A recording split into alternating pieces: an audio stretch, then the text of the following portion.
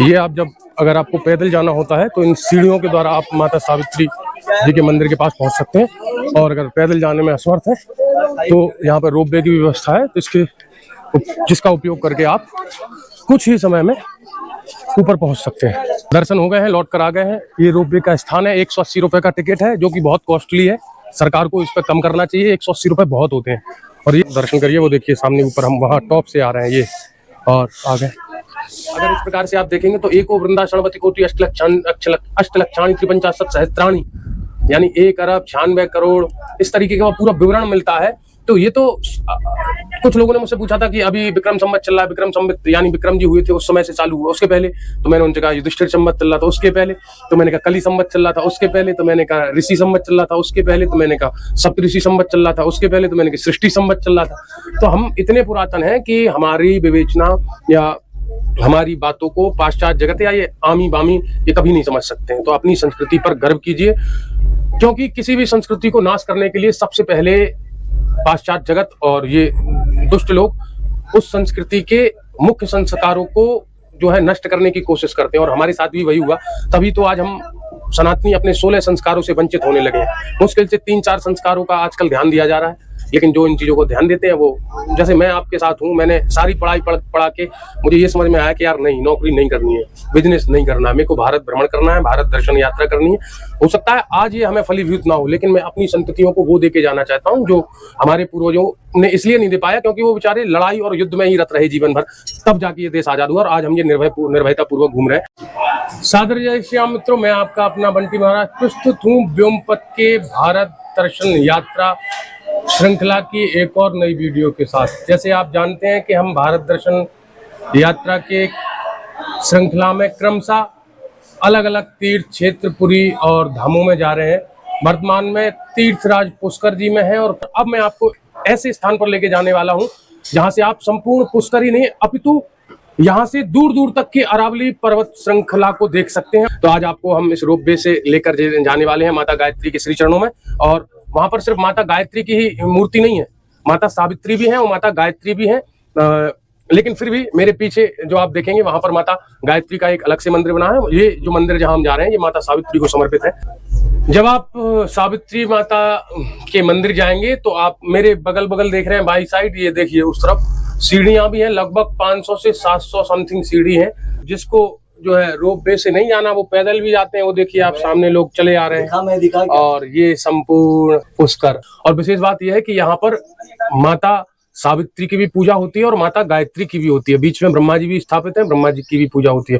और फिर आप वैसे पृष्ठभूमि की तौर पे देखेंगे तो यहाँ माता सावित्री है, बीच में ब्रह्मा जी हैं। वो आपको पीछे जलाशय दिख रहा होगा, वो ब्रह्म सरोवर है और उसके बगल में ब्रह्मा जी बैठे और सामने पहाड़ी पे वो छोटी सी सफेद आपको गुमटी दिख रही है, वो माता गायत्री है। तो ब्रह्मा जी बीच में, दोनों लोगों के बैठकर इस सृष्टि का संचालन कर रहे हैं आनंद के साथ।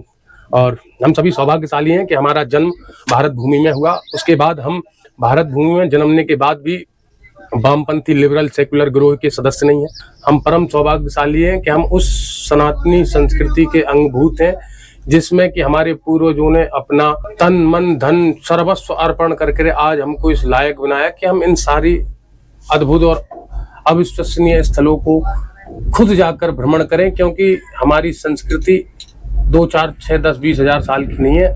हमारी संस्कृति का नाम है सनातन, अर्थात जिसका न कोई अंत हो न कोई आदि हो, उसे सनातन कहते हैं। और अब देखिए आप, हम पहुंच चुके हैं ऊपर और ये देखिए बस कुछ ही देर में रोपवे को छोड़कर महामाई के श्री चरणों में पहुंचेंगे।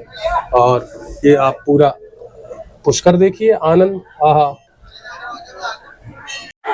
हम रोपवे को छोड़ चुके हैं, कुछ ही देर में महामाई के श्री चरणों में पहुंचेंगे। उससे पहले मैंने सोचा आपको एक बार पुष्कर नगरी का दृश्य दिखा दें इस जगह पर रुककर। अब ये देखिए आप, ये बानर राज बैठे हुए हैं और कुछ लोगों ने इनको परेशान करने की भी जिम्मेदारी उठा रखी है, वो भली बात ही निभा रहे हैं। वो देखिए सामने वो ब्रह्म सरोवर है और वो सामने वो जो आपने वीडियो देखी थी, ये मेरी उंगली के पास ये माता गायत्री देवी है। ये संपूर्ण जो है, ये जहाँ से हमने उतर के यहाँ से निकल के हमने ये छोड़ा है रोपवे, अभी लौट के समय फिर वहां से जाके नीचे वो देखिए सामने वहां उतर जाएंगे और वहां से फिर अपने स्थान पर पहुंच जाएंगे। ये आप देखिए अरावली पर्वतमाला, अद्भुत, अविश्वसनीय, अविस्मरणीय हमारी ये यात्रा रही है।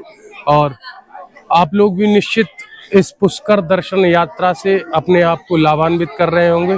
और मैं आशा करता हूं कि जब भी आप पुष्कर जी आएंगे तो इन महत्वपूर्ण स्थानों पर अवश्य आएं। जैसे कि सबसे पहले ब्रह्म सरोवर में स्नान करें, तर्पण आदि करके ब्रह्मा जी के दर्शन करें, फिर माता सावित्री के दर्शन करें, फिर माता गायत्री के दर्शन करें, उसके बाद अटपटेश्वर महादेव के दर्शन करें, उसके बाद बालाजी के दर्शन करें, और बगल में ही सिद्धि विनायक जी का मंदिर है उनके दर्शन करें। और उसके बाद बाहर निकलेंगे तो एक खंडर नुमा आपको 12 मंदिर दिखेगा, उसके दर्शन करें, साथ ही रंग जी के दर्शन करें। ये कुछ महत्वपूर्ण स्थान है जहाँ जाना आवश्यक है, तभी आपकी पुष्कर दर्शन यात्रा जो है फलीभूत होगी। अब चलिए महामाई के दर्शन करते हैं और आपको भी कराते हैं। दोपहर के 2 बजने को हैं और धूप अति प्रचंड मात्रा में है और हम महामाई के श्री चरणों में पहुंच चुके हैं और आपको भी दर्शन कराते हैं। साथ ही यहाँ की उन बातों के बारे में भी जानकारी देना आपको चाहेंगे। ये देखिए, और ये आप देख रहे हैं यहाँ का खुला हुआ वातावरण। ये मंदिर का मुख्य मार्ग है। मंदिर में फोटोग्राफी अलाउ नहीं है, तो मैं आपको महामाई के दर्शन किसी प्रकार से विजन लगा के या फोटो के द्वारा करवा दूंगा। अंदर रिकॉर्डिंग नहीं करूंगा क्योंकि ये मना हुआ है। तो चलिए दर्शन करते हैं और महामाई से प्रार्थना करते हैं कि हमारी भारत दर्शन यात्रा सुचारू रूप से चलती रहे। मुख्य मंदिर में फोटोग्राफी वगैरह अलाउ नहीं थी, तो हम नहीं चाहते हैं कि कोई भी नियम तोड़कर हम कार्य करें। मैं आपको कहीं ना कहीं से फोटो लगा दूंगा। ये मेरे पीछे मुख्य मंदिर है जिसमें 2 प्रधान मूर्तियां हैं। मुख्य मूर्ति महामाई सावित्री मैया की है और उनके बगल में, यानी कि जब आप देखेंगे तो दाईं ओर, वो शारदा माई है। और अभी जो मैं आपको दर्शन कराने वाला हूँ ये गायत्री महामाई है और यहाँ पर तीनों माताएं बैठी हैं।